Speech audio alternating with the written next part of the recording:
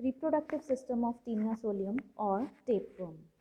Taenia solium is hermaphrodite, and each proglottid of Taenia solium, it develops a complete set of male and female sex organs, because of which the worm has enormous power of multiplication, and it is essential for such an endoparasite.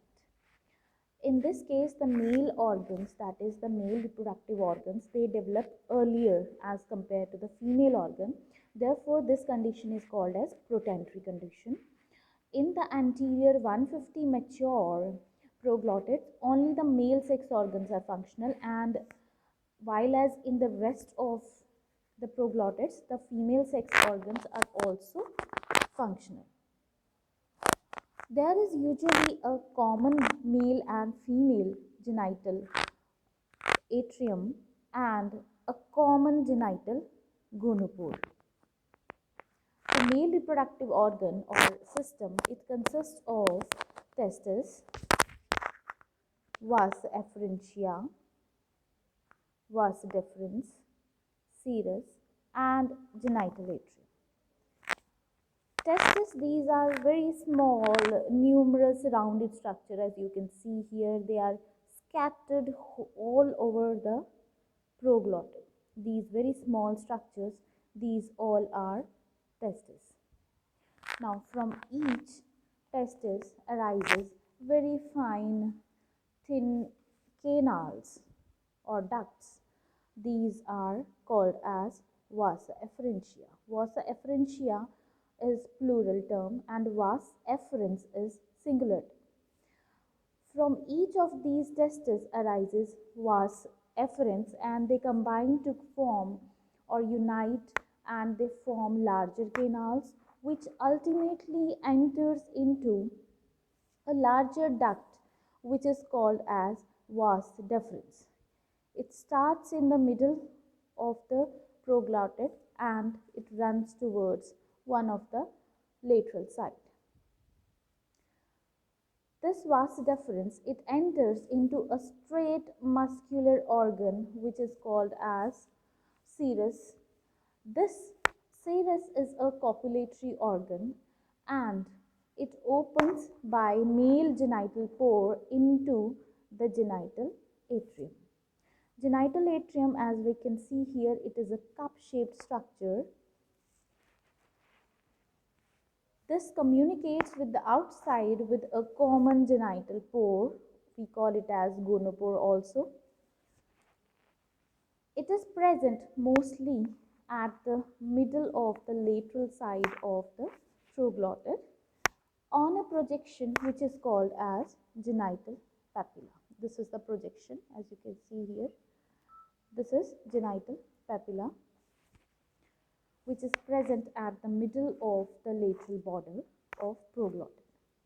So this is all about the male reproductive system, which includes numerous small testes, vasa efferentia, vas deferens, serous, and finally genital atrium. Now coming to the next topic, the female reproductive system. This is mainly present in the posterior half of the proglottid, and it includes ovary, the very important structure which is responsible for the production of ovum. It includes the oviduct, as you can see here, oviduct, vagina, ootype, white line gland, white line duct, Mehal's glands, and very important structure, uterus. So let us discuss all these in detail. Ovary, it is a very large organ and it is bilobed. As you can see here, this is one lobe and this is the another lobe of ovary. These lobes are joined together or fused together by a narrow bridge. As you can see here, this is a bridge, ovarian bridge. This is also called as isthmus. Each ovarian lobe is composed of number of small follicles. As you can see here, these are the small follicles which comprise together the structure called as ovary. These follicles are responsible for the production of ovum.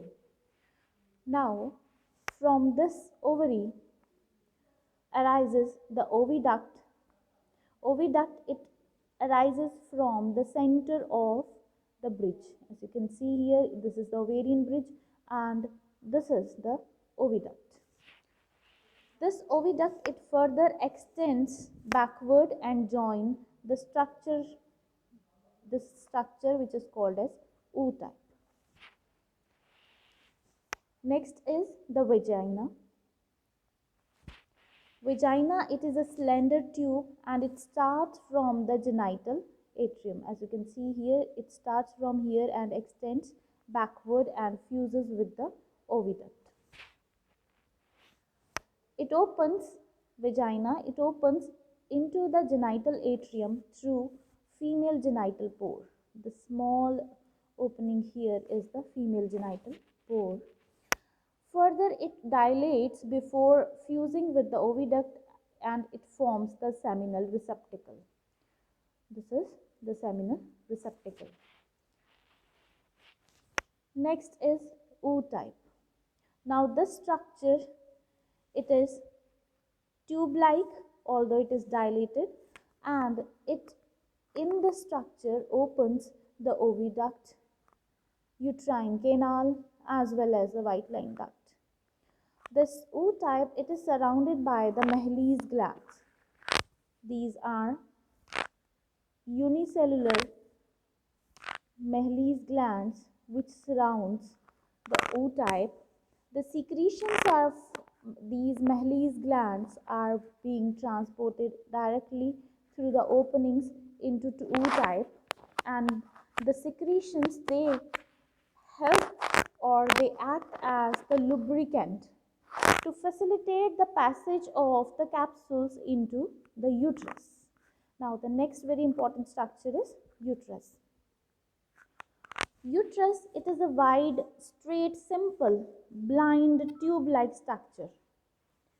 This tube-like structure, as you can see here, and it is blind. That is, it does not have any opening to the outside. It extends forward almost the whole length of the proglotid along the middle line. In its beginning, as you can see here, it is a very narrow tube-like structure. This is called as uterine canal or uterine duct. Now, the embryonated capsules which are being formed in the ootype along with the combination of yolk cells, they will be transported into the uterus and accumulated within the uterus. White-line gland is another important structure of female reproductive system. It is a large lobulated tube or organ which is present at the end of the proglotid, and it gives off the duct which moves forward. This duct is called as White-line duct and it moves forward into the ootype. White-line gland is responsible for the secretion of yolk cells. Now, after the fertilization of this ovum as well as the sperm, they move towards the ootype, they become mixed with the yolk cells, and these embryonated capsules are being transported through the uterine duct or canal into the uterus. As more and more capsules are being deposited into the uterus is going to develop more lateral branches in this way. It will be developing around 7 to 13 pairs of lateral branches.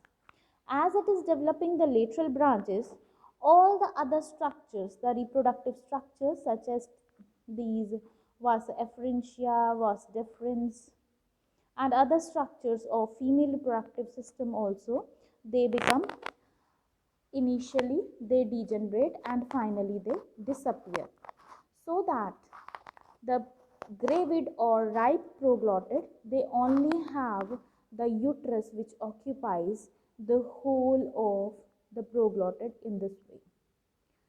This uterus is full of the embryonated capsules. Around 30,000 to 40,000 capsules are being deposited in the uterus of a ripe proglottid. Since there is no any opening of the uterus for the release of capsules, therefore the ripe or gravid proglottid, they break off in chains of 4 or 5 or singly, and they pass out along with the feces of the host to the outside, and due to the disintegration of these discharged ripe proglottids, the capsules, the embryonated capsules, are being released outside. So this was all about the reproductive system of Taenia soli.